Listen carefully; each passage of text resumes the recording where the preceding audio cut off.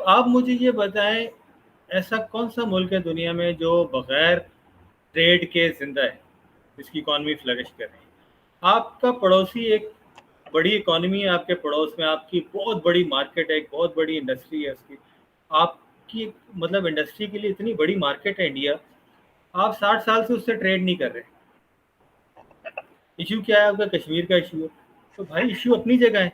China India के भी issues हैं, क्या वो ट्रेडिंग रोक दी उन्होंने? अमेरिका चाइना की इस वक्त पूरा कॉन्फ्लिक्ट चल रहा है, क्या उन्होंने आपस में ट्रेडिंग रोक दी? तो मतलब हम तो हर चीज़ को एक एक्सट्रीम लेवल पे ले जाते हैं और फिर फैंटेसीज अपनी बना लेते हैं। नफ़रतें, प्रोपेगेंडे के थ्रू नफ़रतें क्रिएट कर देते हैं। अफ़गानिस्तान के ख़िलाफ़ ये हो गया, रशिया के ख़िलाफ़ ये हो गया, वो एक थ्योरी बना दी कि रशिया आ रहा है, हम पे कब्ज़ा कर लेगा, उसको गर्म पानी तक जाना है। वो कहाँ से आया और कहाँ चला गया? उसने आना होता वो कब का आ चुका होता। आपने उसको कहाँ रोकना था? तो वो दुनिया ऐसे थोड़ी चलती है जी जैसे हम उसको। हमारा वर्ल्ड व्यू बिल्कुल एक अजीब सा है, मतलब मेरे ख्याल के मुताबिक एक बहुत ही यूनिक किस्म का वर्ल्ड व्यू है हमारा। और उसमें हमारा जो कॉन्स्पिरेसी थ्योरीज हैं वो 90% उसमें कॉन्स्पिरेसी थ्योरीज हैं जो हम बना के बैठे हैं। और एक पैरानोया जिसे कहते हैं ना, एक पैरानॉइड नेशन के तौर पे हम बैठे हुए हैं कि जी सारी दुनिया हमें मारने आ रही है, सब हमारे दुश्मन हैं और हमारे खिलाफ सब साजिशें कर रहे हैं और हमें कोई नुकसान पहुंचाना चाहते हैं। अरे भाई हमारे पास है क्या? हमें पहले ये तो बता दो। मतलब जिस मुल्क से आप भीख लेके कर्जा लेके चल रहे हो, वो मुल्क आपके साथ क्या साजिश करेंगे? उनको तो मुसीबत पड़ जाएगी कि यार मेरा कर्जा कौन वापस करेगा, ये डूब गया तो। आधी दुनिया से तो आप कर्जा लेके बैठे हुए हो, उनको तो ये फिक्र होनी चाहिए कि भाई ये मेरे पैसे कौन देगा, ये कहीं चला गया था। तो आपके खिलाफ किसी ने क्या साजिश करनी है और क्या स्ट्रेटेजिक इंटरेस्ट आप दूसरों के फॉलो कर रहे हैं? अमेरिका का इंटरेस्ट था अफगानिस्तान वॉर में, आप उसकी जंग लड़ने बैठ गए। दूसरी दफा फिर उसका इंटरेस्ट था अफगानिस्तान में, जब वो अटैक करने आया आप फिर उसकी जंग लड़ने बैठ गए। 40 लाख अफगानी आपने मुल्क में ला के बिठा दिए बगैर सोचे समझे कि यार उसका इम्पैक्ट क्या होगा इकोनॉमी पे, सिस्टम पे, सोसाइटी पे। आप स्टेप ले रहे हैं, कोई पूछने वाला नहीं, यहाँ कोई आंसरेबल नहीं। मसला हमारा ये है, हमारे यहाँ जो सिस्टम है उसमें वन मैन शो होता है, कोई आंसरेबल नहीं होता किसी को, कोई अकाउंटेबिलिटी नहीं है। आप आए, एक पॉलिटिशियन एक आपने क्रिएट कर दिया, जनरल साहब आए उन्होंने एक पॉलिटिशियन बना दिया। वो पॉलिटिशियन आया, उसने एक नया जनरल अपॉइंट कर दिया, उसने आके फिर इसको लात मारी, फिर वो आ गया एक, और उसने आके फिर एक नया पॉलिटिशियन बनाया। उस पॉलिटिशियन ने एक पूरा एक विशेष सर्कल चल रहा है, उसने फिर से एक जनरल को अपॉइंट किया, उसने फिर लात मार दी। मतलब और फिर वो वन मैन शो चल रहा होता है। भुट्टो साहब थे, वन मैन शो था, नेशनलाइज कर दो। अच्छा जी क्या था जी, वो बार्स और क्लब्स और ये सारे रातों रात बंद कर दो। अच्छा जी वो इतवार की छुट्टी है जी, जुमे की कर दो। आपने अपने आप को एक अलग करके एक दुनिया से अलग थलग कर दिया आपने। उसके बाद अब आप कहते हैं जी टूरिज्म बढ़े हमारा। भाई टूरिस्ट क्यों आएगा यहाँ पे? क्या करने आएगा? क्या अट्रैक्शन दे रहे हैं आप उसको? क्या फैसिलिटीज दे रहे हैं? बंदे आप बाहर भेज रहे हैं कि टूरिज्म के लिए प्रमोशन करो। ट्रेड डेवलपमेंट वाले बंदे आप बाहर भेज रहे हैं कि जी आप ट्रेड, अरे ठीक है आप ट्रेड करवाओ, पाकिस्तान की एक्सपोर्ट बढ़ाओ, पहले प्रोडक्शन तो बढ़ाओ भाई, टेक्नोलॉजी तो लाओ। आपकी प्रोडक्शन है नहीं, आप ह्यूमन रिसोर्स पे फोकस नहीं कर रहे, आप टेक्नोलॉजिकल उसकी रिफाइन नहीं, टेक्नोलॉजी में उसको रिफाइन नहीं कर रहे उसकी स्किल्स को। आप साइंटिफिक इनोवेशंस को ला नहीं रहे, आप अपनी इंडस्ट्री को मॉडर्नाइज नहीं कर रहे, अपनी प्रोडक्शन की जो वैरायटी है उसको बढ़ा नहीं रहे। लेकिन आप बंदे हायर कर करके भेज रहे हैं कि भाई एक्सपोर्ट बढ़ाओ। किस चीज़ की एक्सपोर्ट बढ़ाओ? कॉटन सही। एक्सपोर्ट करो। अच्छा मलिक साहब, एक और साहब हैं जो मेरे वीडियोस पे मुसलसल तबसरे करते हैं, जिसको ट्रोलिंग कहा जाता है उर्फे आम में। हम्म। वो अपना नाम तक नहीं देते, के ए लिखते हैं, के हमारे और ए। ट्रॉल तो सारे ही हैं ना जी। अच्छा, अब वो के ए साहब जो हैं, उनको मैं इतना बर्दाश्त करता हूं, उनको मैंने कमेंट भी लिखा, मैंने कहा भाई अगर आप इतने बड़े स्ट्रॉन्च पाकिस्तानी पेट्रियट हो तो अपना नाम तो लिख दो। हम्म। और आप अगर अपना नाम लिख दें, अपने क्रेडेंशियल्स बता दें, मैं आपको अपने प्रोग्राम में बुलाने के लिए तैयार हूं, आप अपना व्यू दें वहां पे आके। अब वो बिल्कुल। क्या लिखते हैं कि जी मेरे प्रोग्राम में पाकिस्तान बैशिंग होती है। अब बैशिंग का जो लफ्ज है इतना ज्यादा यूज करते हैं ना जी पाकिस्तानी पेट्रियट्स। मैंने कई लोगों से ये पूछा, मैंने कहा जी ये बैशिंग का जो लफ्ज है इसमें और क्रिटिसिज्म में फर्क क्या है? यानी क्या पाकिस्तान पे कोई तनकीद, जितनी भी वो रीजनड हो, जस्टिफाइड हो, वो बैशिंग क्यों कहलाती है? और उन्होंने मुझे एंटी स्टेट और पता नहीं क्या क्या अलकाब दिए, लेकिन अपना नाम, असल नाम डिस्क्लोज करने के लिए वो तैयार नहीं है। और उस पर मुझे याद ही आता है कि पाकिस्तान, एक आध दफा मैंने लिखा भी है फेसबुक पे कि Pakistan has become the largest traitor producing factory in the world. हमने किस किस को ट्रेटर डिक्लेयर नहीं किया, किस किस को एंटी स्टेट डिक्लेयर नहीं फातिमा किया। जिन्ना से शुरू हो जाए, जी, फातिमा जिन्ना से शुरू हो जाए, फातिमा जना से नहीं जी, बानिए पाकिस्तान से शुरू कर सकते हैं। कायद आजम से शुरू हो जाएगा। बिल्कुल चौधरी बिल्कुल। रहमत अली ने, चौधरी रहमत अली ने ये लिखा है कि कायदे आजम नहीं है ये क्विजलिंग आजम है, यानी गद्दार आजम।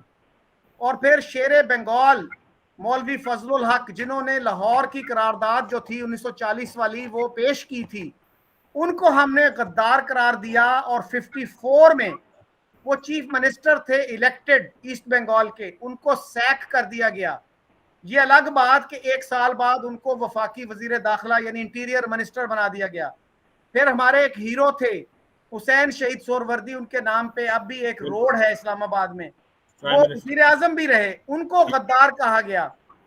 फिर अयूब खान को गद्दार कहा गया। भुट्टो साहब ने कहा कि इन्होंने कश्मीर बेच दिया है। और वर्दी साहब वाज अ विजनरी पर्सन। सो मतलब आप जुल्फिकार ज़ैड भुट्टो, उनको गद्दार कहा गया। ये उन्होंने कहा है, अपना जैद हामिद ने कहा कि सबसे बड़ा गद्दार पाकिस्तान की हिस्ट्री में जुल्फिकार अली भुट्टो था। फिर बेनजीर भुट्टो को गद्दार कहा गया, नवाज शरीफ को, मुशर्रफ को कुछ लोगों ने गद्दार कहा। फिर जो हमारे इंटेलेक्चुअल्स हैं उनमें से फैज अहमद फैज को, अहमद फराज को, हबीब जालिब, जर्नलिस्टों में से आप देखिए मीर शकील रहमान को, हामिद मीर को गद्दार कहा गया। तो इतनी बड़ी लिस्ट है ये। बहुत बड़ी लिस्ट है। सो अच्छा, ये तो वो नाम है जो मशहूर है, ये तो और मशहूर नाम है। और कोई काम नहीं आता हमें सिवाय इसके कि या तो कुफ्र का फतवा लगा दें और या फिर गद्दारी का फतवा लगा दें। जो भी बात करे कि भाई इस मुल्क में ये खराबी है, इसको दूर करो, वो कहते हैं ये गद्दारी है। सो आप, अगर आपको अपना कंफर्ट जोन वो अच्छा लगता है तो फिर आप बोले ना। अब हमारे कितने बड़े बड़े जर्नैल हैं, कितने बड़े बड़े फॉरेन सेक्रेटरीज हैं, एम्बेसडर्स हैं, retired bureaucrat, retired professor, vice chancellor, वो कभी कोई कलेक्टिव स्टेटमेंट नहीं देते कि भाई मुल्क में ये खराबी है, ये इसको दूर करो। मसलन मईशत की समत जो है वो अगर गलत है, अगर उनको ये लगता है कि ह्यूमन राइट्स की सिचुएशन में इंप्रूवमेंट की जरूरत है, वो कभी किसी इशू पे बयान नहीं देते। तो हमारी एलीट जो है, जो इंटेलेक्चुअल एलीट है, वो भी इसी तरह से, वो अपना कंफर्ट जोन उनको अजीज है, वो कभी कोई पब्लिक स्टेटमेंट नहीं प्लानिंग है, देते। कोई विजन नहीं है, कोई प्लान नहीं। सर, इसमें आपकी मैं एक बात बताऊं, ये जो आप अभी जिक्र कर रहे थे ना, पाकिस्तान बैशिंग का, अच्छा यहाँ हमें एक कॉन्सेप्ट बहुत इम्पोर्टेंट है, यहाँ पे इसको क्लियर करने की ज़रूरत है कि पाकिस्तान क्या है। पाकिस्तान का मतलब आपका ये नहीं है कि आप अपनी हुकूमत और फौज और इदारे और ये, दिस इज नॉट पाकिस्तान। कोई मुल्क जो होता है वो बनता है उसके लोगों से। We the people are Pakistan. हम जब लोगों की भलाई की बात करते हैं और उसका कॉन्फ्लिक्ट क्रिएट होता है आपके जर्नलों से या एक्टिंग गवर्नमेंट से या जिससे भी, तो वो बैशिंग नहीं होती sir. That is not bashing. Bashing ये हो कि मैं पाकिस्तानी कौम की बैशिंग करूं,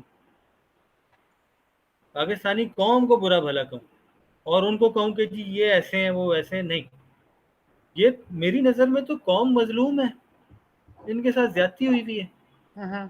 इनको आपने कुएं का मेंढक बना दिया है, इन्हें आपने कॉन्स्पिरेसी थ्योरिस्ट बना दिया है, इनको आपने एक डिनाइल मोड में ले गए कॉन्स्टेंटली, इसको बम्बार्ड कर करके थॉट प्रोसेस के थ्रू। तो अब इस डिनाइल मोड से जब तक ये लोग निकलेंगे नहीं, अपने अपने राइट्स के लिए ये बोलेंगे नहीं, इनको पहले तो शऊर नहीं आएगा कि यार हमारे हमारे हकूक हैं क्या, तो आप कैसे इम्प्रूवमेंट एक्सपेक्ट कर सकते हैं। मतलब आपकी प्रायोरिटीज ये हैं कि आपका 25% जो आपका बजट है वो डिफेंस पे जाता है, जो कि अनअकाउंटेड फॉर है।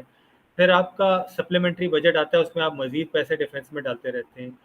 25% आपका टोटल बजट का रेवेन्यू का आपका जाता है डेट सर्विसिंग पे। अच्छा, डेट की भी बड़ी एक अजीब सी स्टोरी है कि आपके पास 100 अरब का आपका कर्जा है, आईएमएफ से लिया गया। आप मुझे बताएं उस पे human development, infrastructure development, industrial development या स्किल मैनेजमेंट में कितना कितना पैसा खर्च हुआ है और क्या इंप्रूवमेंट हुई, उस पैसे को कहाँ खर्च किया गया, कहाँ लगाया गया।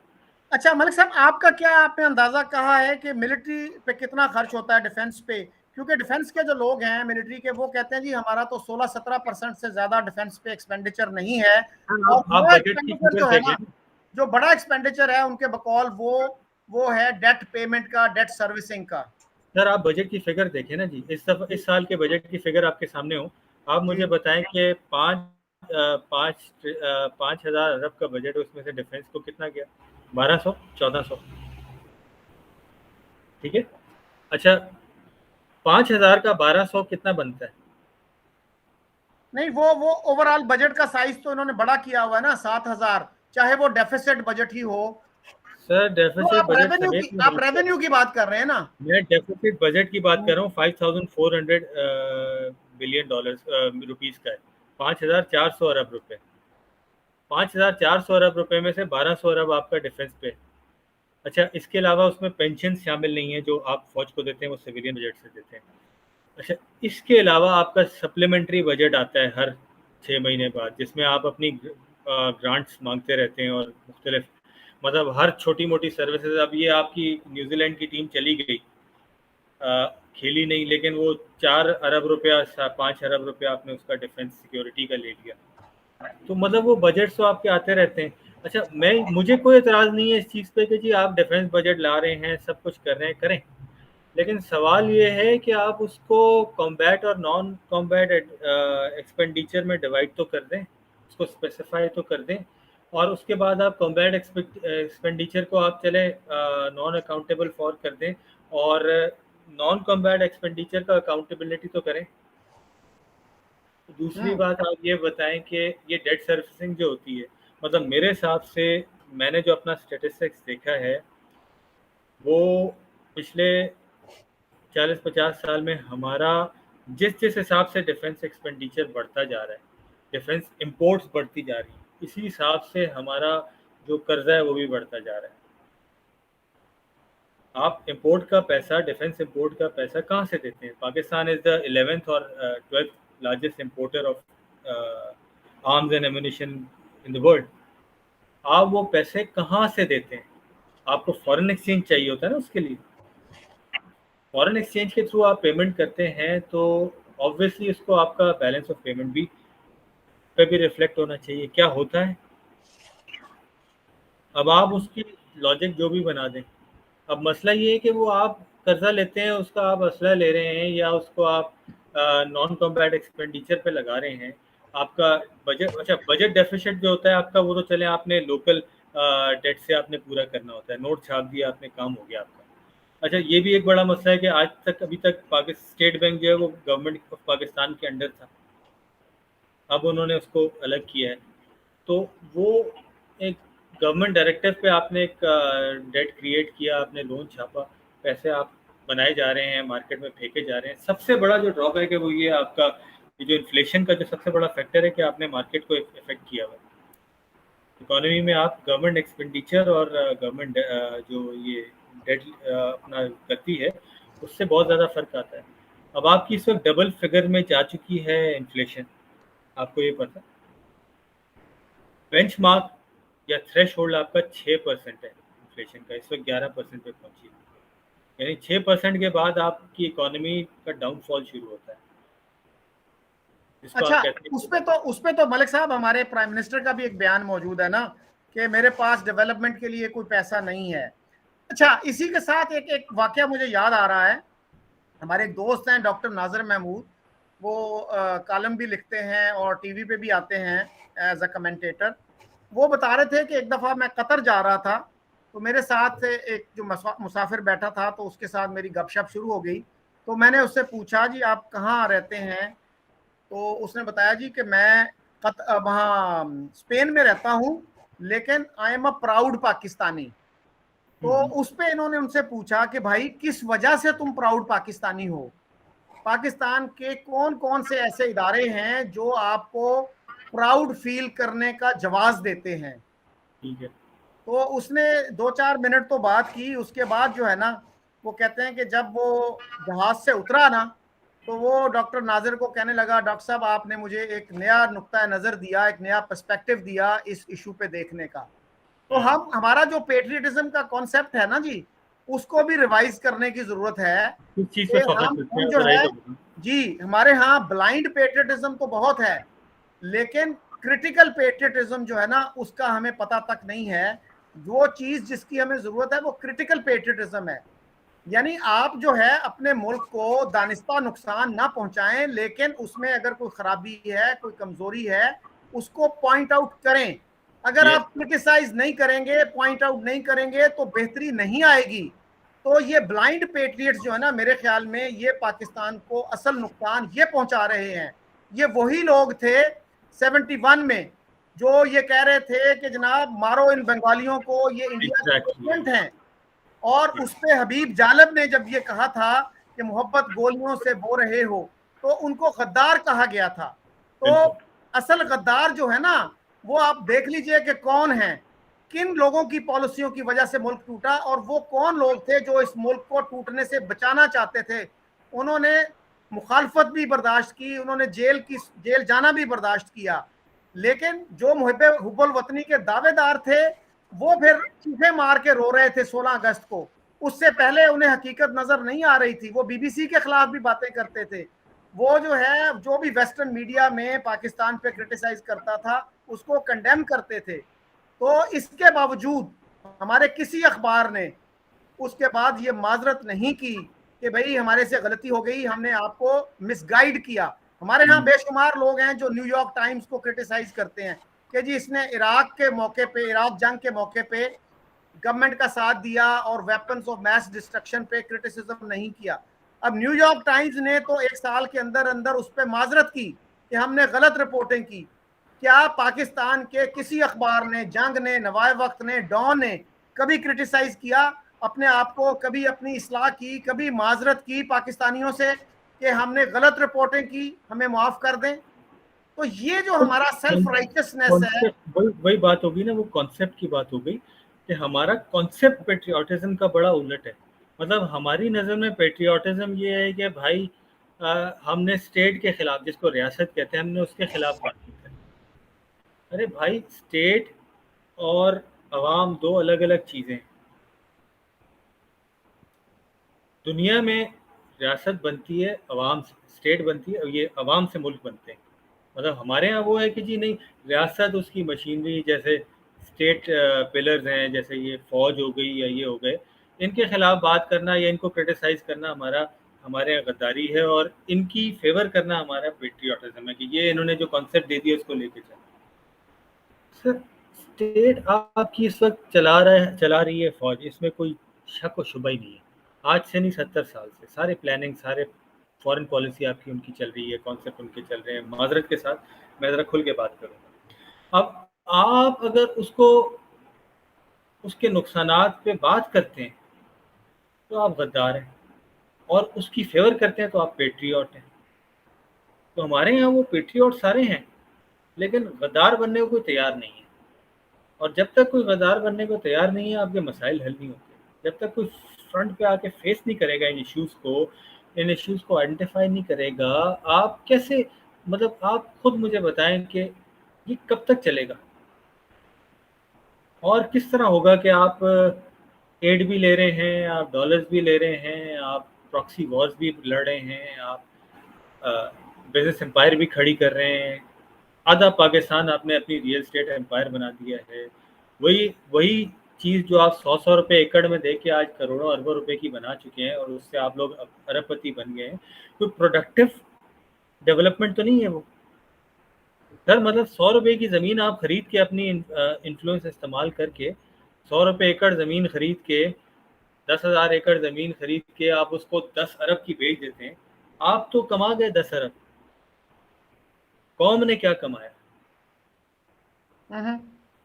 तो ये मत, अच्छा, आपने कहीं से आपने पैसे लगा के, आपने इधर-उधर से बजट से पैसे निकाल के कंपनियाँ बना दी, बिज़नेस खड़े कर दिए, उस बिज़नेस का प्रॉफ़िट हो रहा है। अब आपने एक नया वो ग प्रेसिडेंशियल ऑर्डर आया कि आप इनकम टैक्स, पहले फेडरल एनजीओ के नाम पे चलती थी ये company, non government non profit organisation, तो ये बिज़नेस इनके चलते थे। अब आप नया इनका वो फेडरल टैक्स से एग्ज़ेम्प्ट होते हैं। अब नया ये रूलिंग आ गई है कि अब वो इनकम टैक्स भी नहीं देंगे बिज़नेस। अच्छा, अब आपने वो कंपनी बना ली, आपने बिज़नेस बना लिया, अब उसका पैसा कहाँ से आ रहा है, उसको ग्रोथ कहाँ से हो रही है? 1 से 2, 2 से 4 बैंक, इंश्योरेंस कंपनियाँ दूध, दही बना रहे हैं, कॉर्नफ्लेक्स बना रहे हैं, कहाँ से वो बिज़नेस ग्रो कर रहा है? उस बिज़नेस का मुल्क को क्या फ़ायदा हो रहा है? टैक्स भी आप नहीं, फेडरल टैक्स भी नहीं दे रहे, अब इनकम टैक्स भी नहीं दे रहे और वो बढ़ाए जा रहे हैं। मुल्क की अच्छा मलिक इकोनॉमी साहब, को। उस पे जो है, जो मिलिट्री के सपोर्टर्स हैं वो तो ये कहेंगे ना कि जी इकोनॉमिक एक्टिविटी जो है वो कर रहे हैं, जिससे इकोनॉमी स्टिम्युलेट हो रही है, इकोनॉमी बढ़ रही है, लोगों इकोनॉमिक को एम्प्लॉयमेंट एक्टिविटी, अपॉर्चुनिटीज मिल रही हैं। ये बात वही आ गई ना जी, एम्प्लॉयमेंट अपॉर्चुनिटीज। आपने एक कंपनी बना ली है, अब उसको आप ग्रो करने के लिए अगर मेरिट पे मार्केट के साथ compete करते हैं, वो 4 दिन में बंद हो जाएगी। आप उसको compete करने के लिए बजट में से निकाल निकाल के लेके जा रहे हैं, कहाँ से लेके जा रहे हैं, कहाँ से पैसा लगा रहे हैं। ये वही रियल स्टेट एम्पायर की बात होगी ना कि जी अगर मैं चाहूँ कि अभी मुझे कोई 100 रुपए एकड़ में एक ज़मीन दे दे, 100 एकड़, ले सकता हूँ मैं? नहीं ले सकता। मैं चाहूँ मैं भी एक इंश्योरेंस कंपनी बना लूँ या बैंक बना लूँ, मुझे कोई लाइसेंस देगा? मुझे मुझे तो उसकी डॉक्यूमेंटेशन, लाइसेंस के लिए सालों भुगतने पड़ेंगे। तो आपको 2 मिनट में हर चीज़ का लाइसेंस मिलता है, पैसे आप कहाँ से लाते हैं पता नहीं होता, आपने बजट कंपनी चला ली, ठीक है जी। अब वो इकोनॉमिक एक्टिविटी क्या जनरेट कर रही है, आप ये तो देखें। आप उसको पहले स्क्रूटनाइज तो करें, आप उसकी प्रॉफिट एंड लॉस स्टेटमेंट्स लेके आए पब्लिक में, आप उसकी अकाउंटेबिलिटी तो लेके आए कि इसकी फंडिंग कहाँ से हुई, इसकी इन्वेस्टमेंट कहाँ से आई, इसको इसका प्रॉफिट कहाँ से जनरेट हुआ, फिर समझ आती है कि जी आप और मार्केट लेवल पे आप उसको मेरिट पे ला के कम्पीट तो करें। आप नॉन प्रॉफिट ऑर्गेनाइजेशन के पीछे छुप के काम कर रहे हैं, बैठे हुए, छुप के नहीं कहूँगा बल्कि तो धड़ल्ले से कर रहे हैं।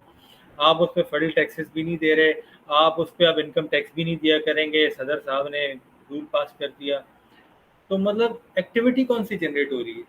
एक्टिविटी तो आपकी वो जनरेट होती है कि जहाँ कंपटीशन हो, जहाँ मेरिट हो। मार्केट इकोनॉमी तो वहाँ से आती है ना जी, जहाँ से एक बंदा फ्री फंड में पैसे छाप छाप के लगाया जा रहा है, उठा उठा के लगाया जा रहा है, और वो लॉस में जा रही है, प्रॉफिट में जा रही है, कुछ पता नहीं। तो वहाँ वो एक्टिविटी तो ना हुई ना जी, वो तो आपकी इकोनॉमी को और प्रेशराइज कर रही है, आपकी इन्फ्लेशन को, आपके पूरी एक्टिविटी को बढ़ा रही है, आपके इंटरेस्ट रेट को डायरेक्टली इफेक्ट कर रही है, आपकी मनी सप्लाई को डायरेक्टली इफेक्ट कर रही है। जी मलिक साहब, तो थैंक यू वेरी मच, आपने बड़ी थॉट प्रोवोकिंग बातें की। बहुत शुक्रिया और आपका सर, आपने नाचीज को मौका दिया, वरना हम तो इस काबिल है नहीं। मेरी उम्मीद ये है कि वो लोग जो आपसे एग्री करते हैं और जो डिसएग्री करते हैं, वो दोनों आपकी बातों को सीरियसली लेंगे। और अगर आपकी कोई बात गलत है तो मैं उनको ये मौका देने के लिए जी तैयार हूँ बिल्कुल, कि वो आए और अपनी बात करें मेरे साथ, बिल्कुल करें, ताकि हम इस मुल्क को एक बेहतर मुल्क बना सकें, बिल्कुल एक बगैर बेहतर के साथ जगह बना बिल्कुल बात सकें। करें सर, हम तो तैयार हैं, सुनने जी को तैयार बिल्कुल, हेल्थी डिबेट जो है वो बिल्कुल जरूरी है, उसके बगैर इस मुल्क के मसाइल का हल नहीं हो सकता। हैं। और मेरी ये ख्वाहिश है कि हमारा हमारा जो मेन स्ट्रीम मीडिया है वो भी इन बहसों की तरफ आए, ताकि मुल्क बेहतरी के ट्रू, रास्ते पे चल सके। क्या है। तो इसी के साथ मैं आपसे और अपने व्यूअर से इजाजत चाहता हूँ। खुदा बहुत हाफिज। शुक्रिया।